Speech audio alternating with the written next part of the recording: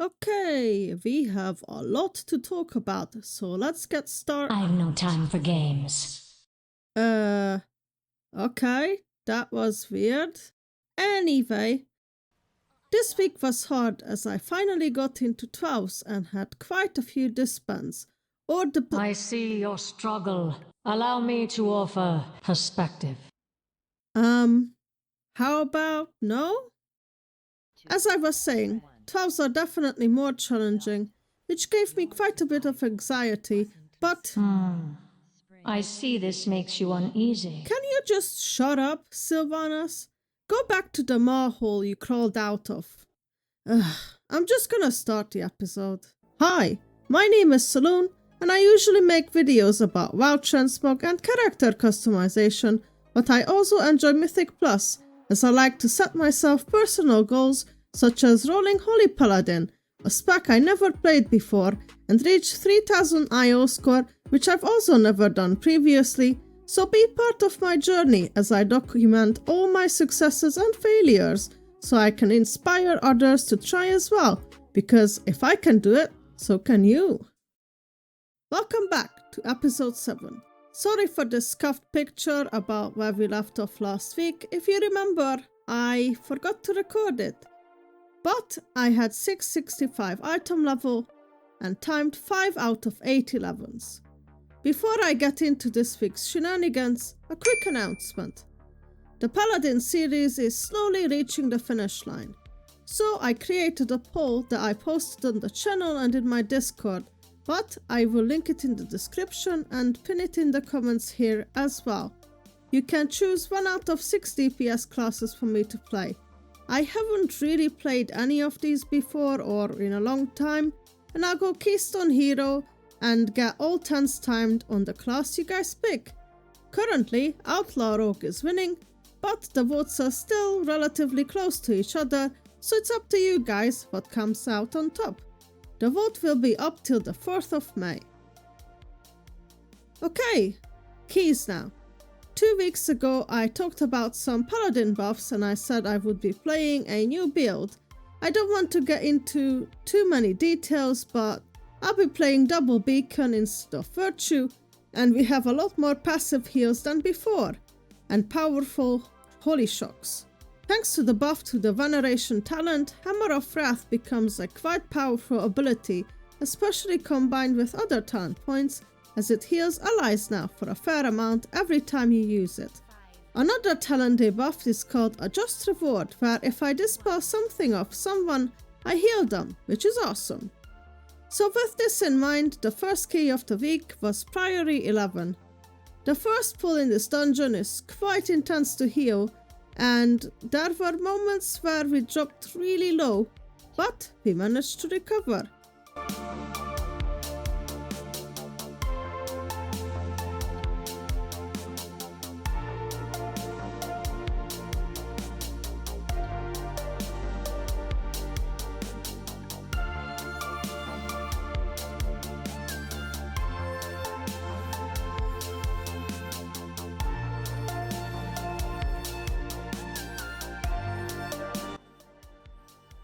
My first keys of the week are usually cursed, but not this one.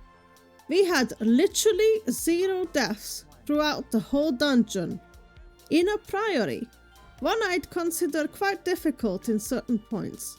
The tank route was great, he knew exactly what he was doing, the DPS did their job and used defensives well, although despite that the timer was a bit tight and we had only 2 minutes left, but who cares? Timed is timed. After the dungeon, Retrick the tank messaged me saying he's seen my videos, and once again, man, you tanked very well, honestly. Just wait till you see next week's Prot Paladin in this dungeon, and you'll feel a lot better about yourself, trust me. The next 11 I still needed to complete was a Floodgate. As I'm still kind of getting used to this new Paladin build, I found that I really struggle on this pack next to the gliders. I did not have any cooldowns ready, so I'm in super panic mode and I managed to keep people alive just about. But then, I completely wasted another wings because I had nothing else to press and it just came off cooldown, but we were kind of finished with that pack, so rip. Then on the boss, I kind of made a mistake when the Paladin had the explosive circle and I didn't use anything on him. I had sacrifice, bubble, my trinket, but I just let him die and then I get stunned. But I got him back up and we proceeded with the boss. We had no further accidents until the last section of the dungeon, where I perished to an unkicked cast. But that was it though, we timed this dungeon quite comfortably. The last 11 I needed to do was Dark Flame Cleft. This run was super chaotic. We had 10 deaths already before the first boss to just uncontrolled mobs. Before the third boss, we did a skip that I've never seen before, and it involved some bullshit wall jumping again, but thankfully I got through it without taking up too much time. After the third boss, something really dumb happened, and I'll just let this speak for itself.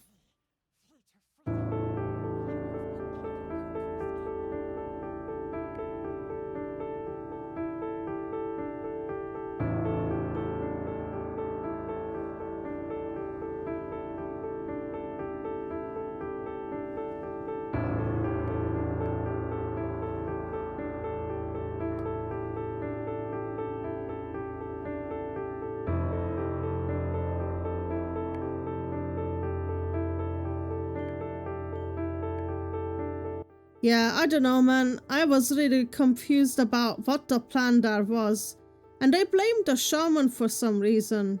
It was weird. Despite having 16 deaths in total, we almost still two-chested this key, and I even got a compliment. Nice. And that's all 11's timed, but we are not stopping there of course. Unfortunately, I'm an idiot.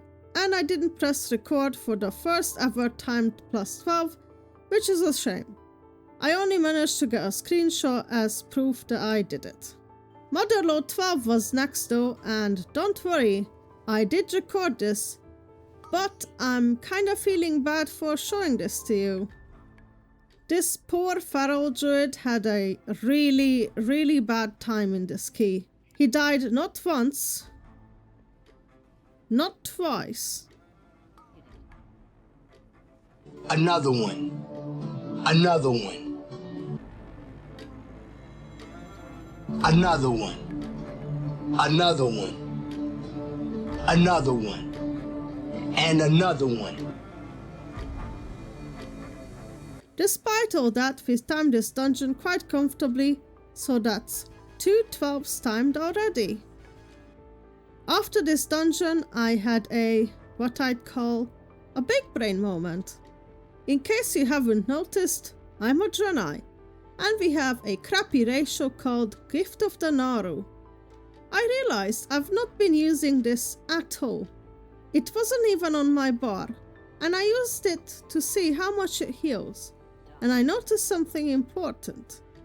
It's off the global cooldown, which means I could combine this with something that has 2-minute cooldown as well, and that is Blessing of Sacrifice. So I made a macro and boom, it works.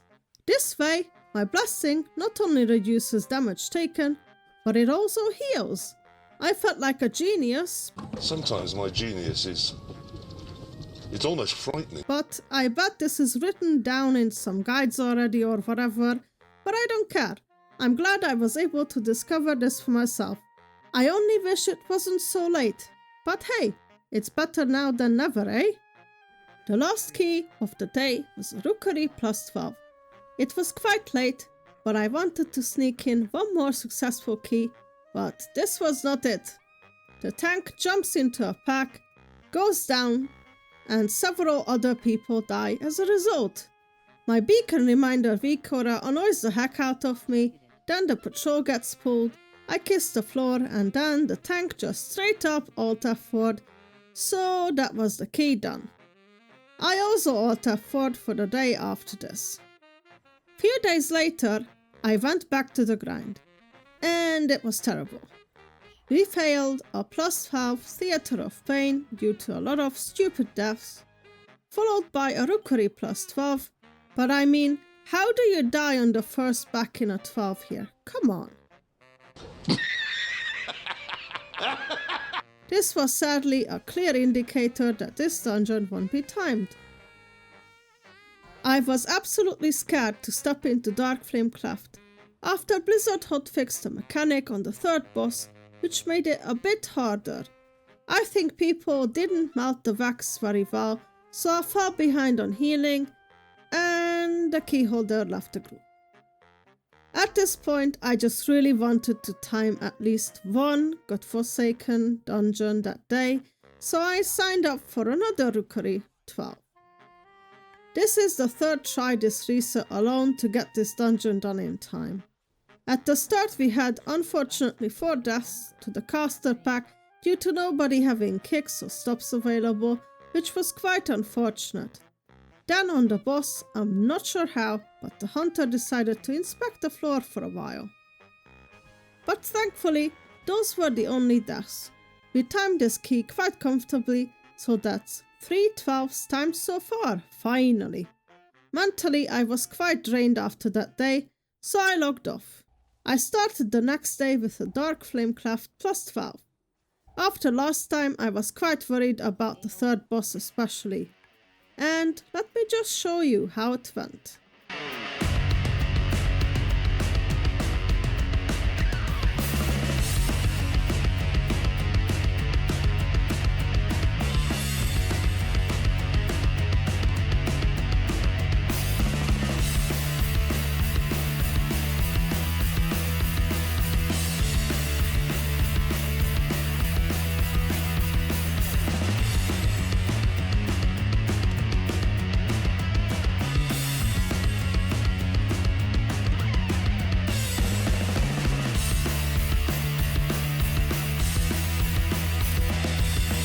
This was so much easier to heal than previously, now that people have been actually doing the mechanics and boss positioning correctly. The difference was huge.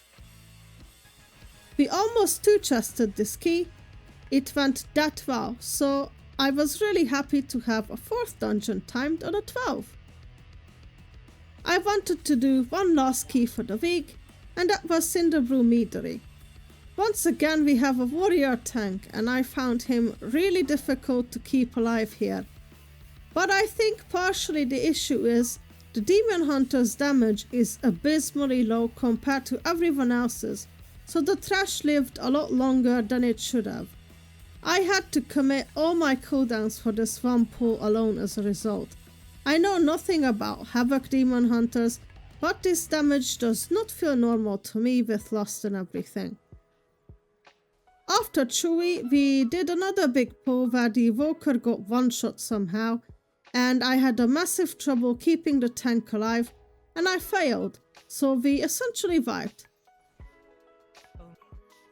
There was one muscle left to kill, but the tank decides to pull the boss with the muscle alive, which was a massive issue for me, because it got a volatile keg off at the same time as Throw Cinderbrew came out. I had to use everything to keep us alive there, but for the next Throw Cinderbrew, I had literally no cooldowns, no defensives, nothing left to press to help the situation, so me and the Evoker died. Holy look at all this damage! Needless to say, people gave up after this. That was just simply infuriating. I'm a bit sad that I had to end the week on such a bad note, but only thing left to do is to open the vault, and it's all trash. You should be grateful. Yeah, I should be grateful for a week's worth of suffering. I only get a singular socket. Wow, amazing! Anyway, overall I'm happy with this week's progress. This has been probably the most difficult part of this journey so far, which makes sense. I'm only 172 score away from achieving my goal, but it's only getting harder from this point, but hopefully it won't take long now before I achieve 3k IO. If you made it this far, I thank you all very much for watching. Subscribe for more if you enjoyed it, and remember to vote for the next class. I'll catch you all next time. Bye bye!